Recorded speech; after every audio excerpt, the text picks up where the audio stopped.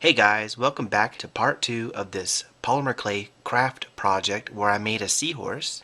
This is a time-lapse sculpting demonstration, a visual demonstration. This seahorse was baked for a little over an hour at 275 degrees in a regular kitchen oven. In this video, I show you how I colored this seahorse and how I constructed the plate that it's sitting on. So without further ado, let's get started. To color this seahorse, I used Pastel Chalks. This is something I've been wanting to try. I used this orange right here and a red over there. You can't see it. But I've been wanting to use these. I've seen other people use these. It's really neat. All you do is you just take something sharp like this and scrape the chalk to generate dust pigments. So you just gather it up onto your brush and apply it onto whatever it is you're working with. The cool thing about polymer clay is that it's sticky. It's somewhat sticky, so this dust sticks to it immediately. This is the first time I've ever done this, so I'm kind of feeling my way around. But what I've noticed is that it's a lot like painting. It goes on heavy at first, and as you run out of pigment or powder on the brush, it'll go thin, and then you're able to somewhat blend it. That's what I was trying to do. I was trying to blend it from the top, going heavy, and blend it to the yellow on each of those plates on the back side of this seahorse. I basically took this orange and went down all one side of the seahorse and did a little bit there in the center to kind of give it a 3D shadowy look, I guess. After baking this in the oven, all the powdery pigment becomes fused permanently to that clay, but it's on there very thin. To protect it, I just sealed the entire thing with a shellac that I like to use. It's from Bullseye. It's a yellow can. And I also sanded that plate that it's sitting on to make it look all smooth and clean before, sealing it. I found this fairly easy to do. I did have this sculpture really smooth to start with, so that might be working for me. I'm not quite sure. I started to put orange on that fin, but I thought, no, that's too much of the same color right in there. So then I took this red color that you're seeing now, and I'm fading it from the marble up, so to speak. So you can't see like much right there.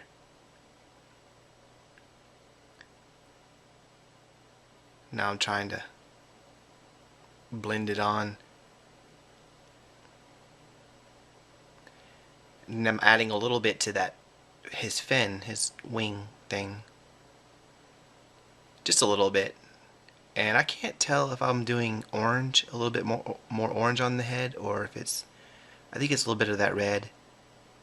And then I had this idea to come back with black and put it in that lighter area, and I totally hated it.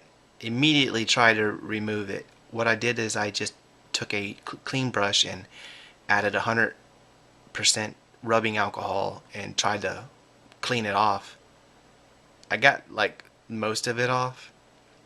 I think what I was trying to do was antique this, but it's not. That's not for this, I don't think, because it's too smooth and there's not enough pits and little holes and stuff like that. So what I did, I just came back with that red and put it back where the black was, and it gave the two-tone that I was looking for.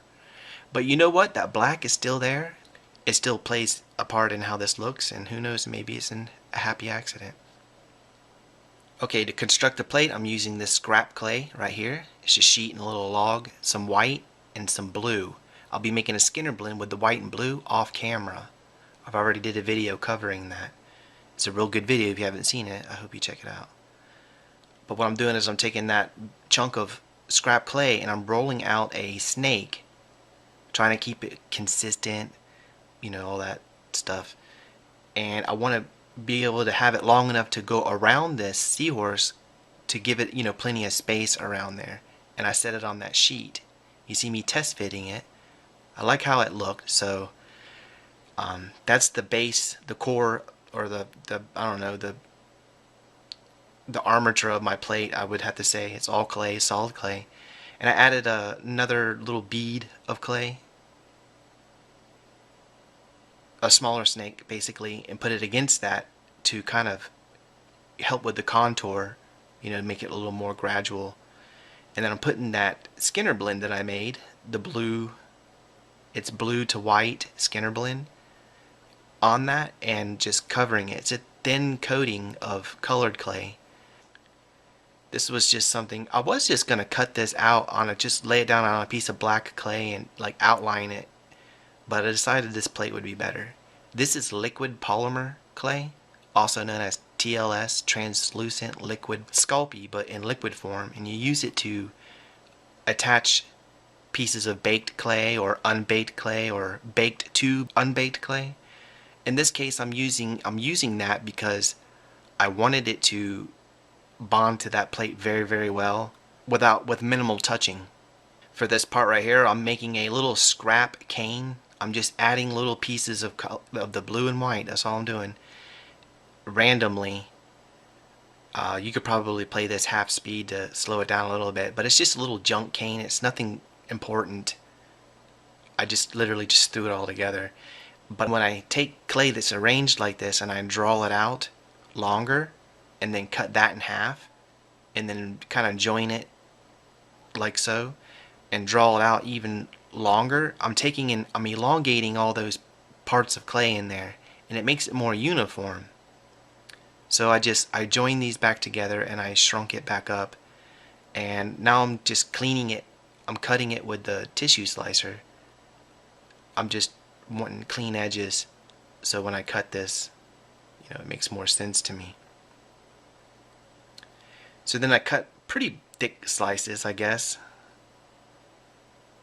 with this tissue slicer, and then I separated them, and I'm just arranging them onto this marble slab here in a manner where they kind of flow together, but kind of breaking it up a little bit too.